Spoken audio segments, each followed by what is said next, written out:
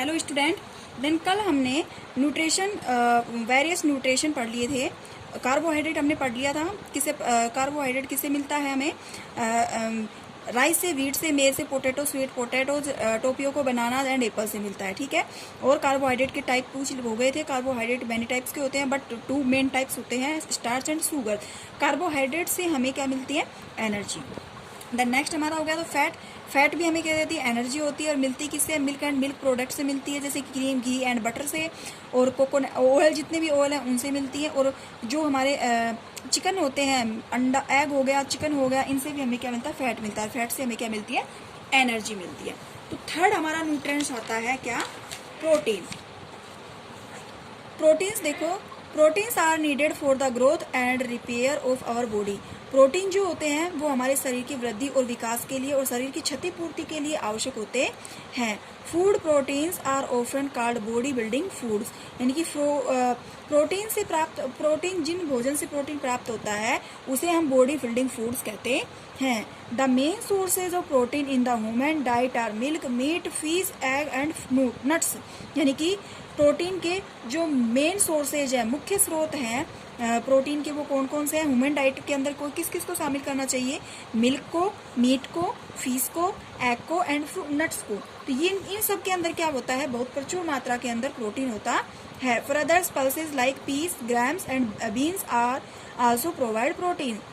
दाल के अंदर जैसे पीस हो गए यानी मटर हो गई, ग्राम्स हो गए, और बीन्स जो हो गई, इनको क्या है? प्रोटीन, इन दाल के अंदर भी प्रोटीन बहुत अधिक मात्रा में होता है।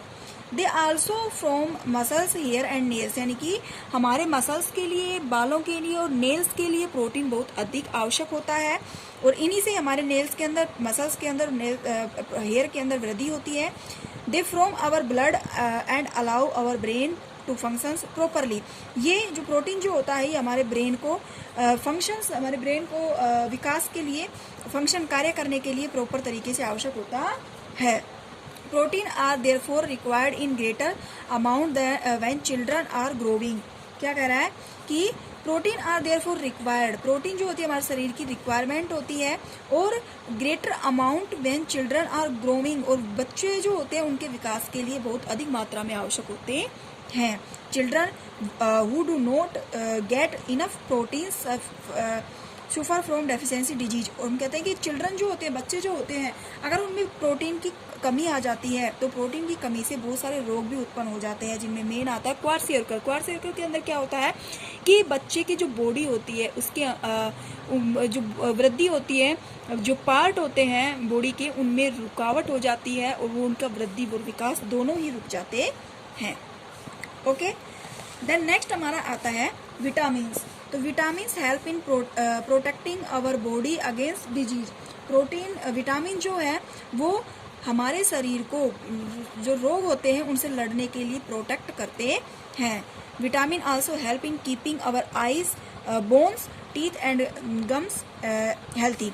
विटामिन जो होते हैं वो हमारी आँखों की रोशनी को बढ़ाने में, बोन्स की वृद्धि करने में, टीथ को स्ट्रॉन्ग बनाने में और बहुत ही आवश्यक होते हैं। Vitamin are different kind from by different names, यानी कि अलग अलग विटामिन को अलग अलग नाम से जाना जाता है।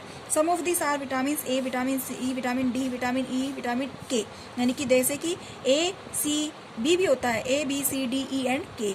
There is also a group of vitamin called vitamin B complex, यानी कि जो विटामिन बी होता है वो कॉम्प्लेक्स के रूप में होता है। और body needed all type vitamin in small quantity, हमारे शरीर को सभी प्रकार के जो विटामिन होते हैं उनकी स्मॉल क्वांटिटी के रूप में बहुत ही आवश्यक होते हैं।